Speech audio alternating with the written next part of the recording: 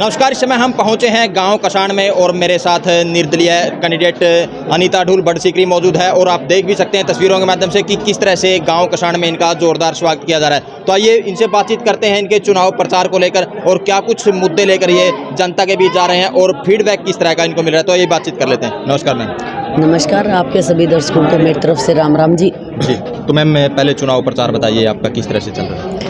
बहुत अच्छे से चल रहा है क्योंकि मैं 36 बिरादरी को साथ लेकर चल रही हूँ और मैं 36 बिरादरी की उम्मीदवार हूँ, मैं साझी उम्मीदवार हूँ। तो पूरा हर वर्ग हर समाज मेरे साथ है और दिल से जुड़ा हुआ है और हम मजबूती के साथ आगे बढ़ रहे हैं और आने वाली 5 तारीख को ज़्यादा से ज़्यादा मतदान करके कांच के गिलास के सामने वाला बटन दबा के 8 तारीख को विजय हासिल करेंगे जी।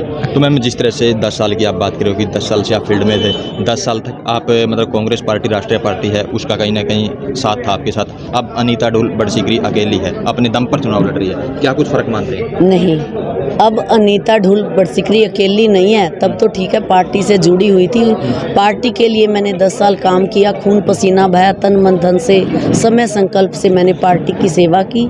चलो वो अलग बात है, पार्टी ने मेरी मजबूती को अनदेखा किया, परिवारवाद को बढ़ावा दिया, वो पार्टी का काम है। उसका रिजल्ट पार्टी भी देख लेगी। आप कह रहे हैं कि अनीता ढूल बड़सिकरी अकेली है, अनीता ढूल बड़सिकरी अकेली नहीं है।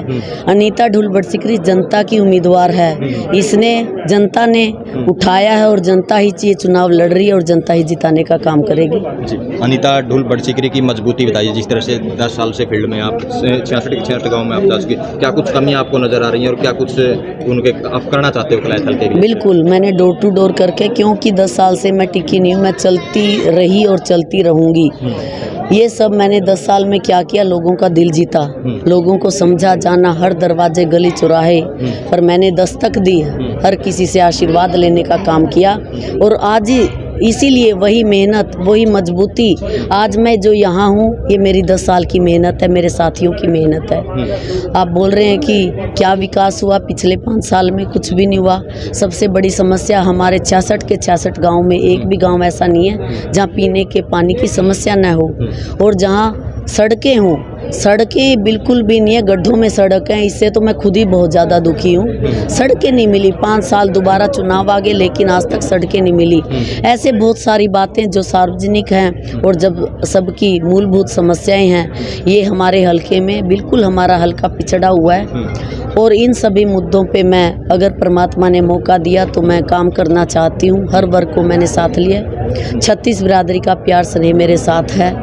मैं समाज के, क्योंकि मैं, आपको पता है, सैनिक की पत्नी और सैनिक की बेटी हूँ। सैनिक की कोई जात नहीं होती, इसलिए सर्व समाज मेरे से जुड़ा हुआ है और मैं इनकी कैंडिडेट हूँ। ये मेरी लड़ाई लड़ रहे हैं जी। तो दूसरे कैंडिडेट से बात करते हैं तो वो कहते हैं कि अनीता ढूल वोट काटने के लिए निर्दलीय उन्होंने ताल ठोक रखी है।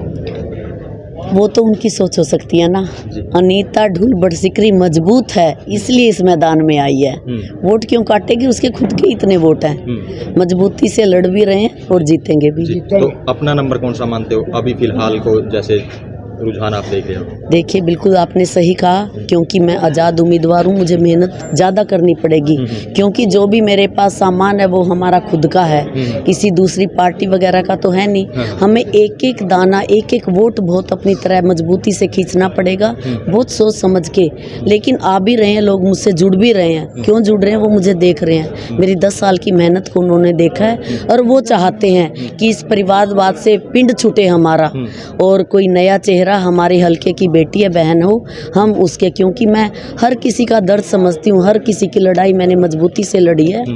और जो भी मैं पिछली पार्टी में थी उस पार्टी को भी जिंदा रखने का काम, कह रहे थे ना कि कांग्रेस की लहर है, कांग्रेस की लहर है।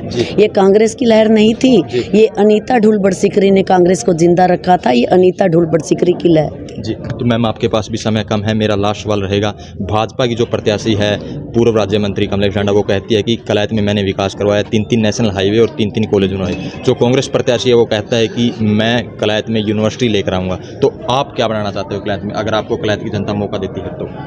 कलैत को मैं नंबर 1 बनाना चाहती हूँ, कागजों में नहीं, जो दिखने में, जो सबके सामने हो। ऐसे नहीं कि वो छिपा हुआ हो। मैं ऐसा कलैत का विकास करना चाहती हूँ और मैंने न्याय पत्र भी जारी किया, आप सबको पता भी है, मैंने जनता में भी बांटा है कि क्योंकि अनीता ढुल बड़सिकरी का को मिशन और विज़न दोनों लेके चलती है। ऐसे ही नहीं कि चली जाती है वोट मांगने के लिए कि हमने ये किया वो किया, आप हमें वोट दीजिए 2 महीने 4 महीने पहले आके ना। अनीता ढुल बड़सिकरी का रोड मैप बिल्कुल तैयार है। हर वर्ग को साथ रख के हमने अपने सभी साथियों की राय मशवरा करके न्याय पत्र जारी किया है। उसमें हर वर्ग का ध्यान रखा गया। 36 बिरादरी को साथ लेके मैं चल रही हूँ और वो सबके समक्ष आएगा। और मैं एक और आप बात बताना चाहती हूँ, अगर अगली बार भी मुझे यूं ही अभी मैं बनी और अगली बार फिर मुझे वोट मांगने का मौका मिला तो मैं वोट तभी मांगूंगी जब मैं उस न्याय पत्र पर खरी उतरूंगी। मैं अपने जनता के परिवार को, अपनी कलायत के परिवार को ये बताना चाहती हूँ। जी, तो अनीता ढुल का जो चुनाव निशान गिलास है कहाँ तक पहुँच गया? बिल्कुल, देखिए हर जगह गिलास ही गिलास है, दूध का भरा गिलास है। जैसे दूध का भरा पिलाते हैं हर जगह कांच का गिलास, तो माताएं बहनें ऐसे ही सब, क्योंकि ये वही फिर बस गिलास ही गिलास है और कुछ है ही नहीं। कलायत की आस कांच का गिलास।